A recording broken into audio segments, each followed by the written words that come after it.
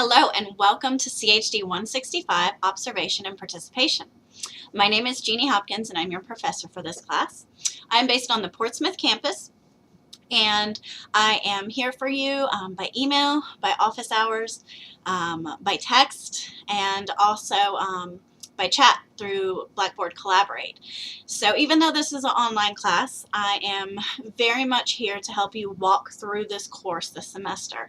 My office hours are in your syllabus. You will see under course content the Collaborate session, so all you have to do is make an appointment with me and we can meet virtually. You can come to my office or you can text me. So basically what this class is observation.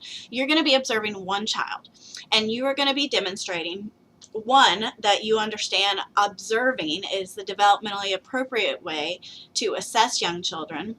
And you're going to be doing 5 different assessment tools for each learning domain for each child, or for your child. So for instance, you will have a notebook by the time you are done that has dividers for each section. So you can come and see my samples if you like. So in here, you are going to spend 60 hours this semester with one child. And you are going to have different sections in this notebook for each domain. So you'll have language literacy, physical, cognitive, the arts, and so forth. All right, so for each learning domain, you are going to have 5 anecdotal records that are coded, and you'll learn what that is soon. And then you will have 1 checklist that you will do by using the standards, so either milestones of child development, foundation blocks, or Virginia SOLs. And then you're going to have a structured observation, which is kind of like a little planned lesson plan to figure out if the child can do a task or not. And then you'll have you'll have visual documentation where you will have pictures of the child doing things, drawings, writing, things like that. So you'll have 3 of those.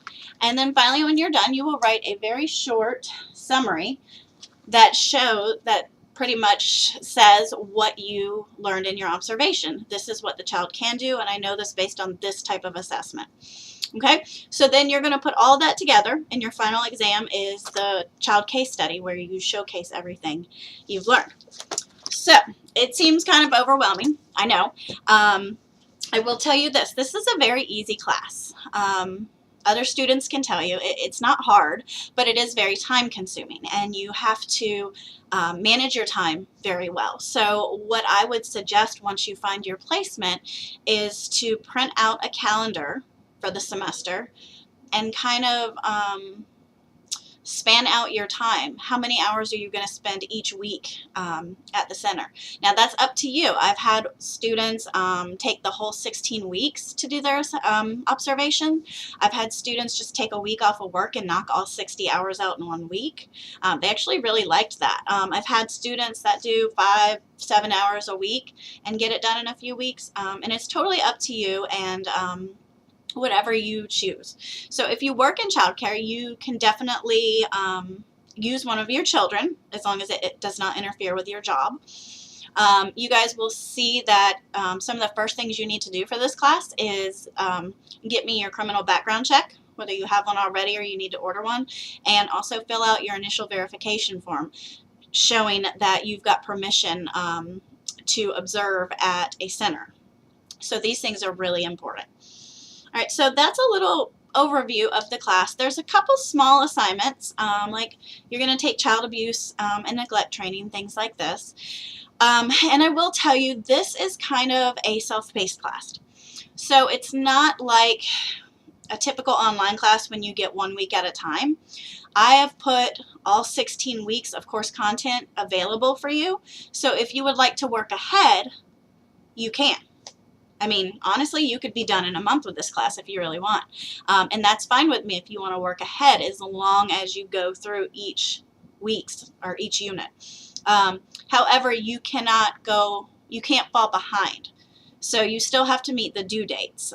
You can't just, get to them whenever. It's important that you get the due dates in. All right.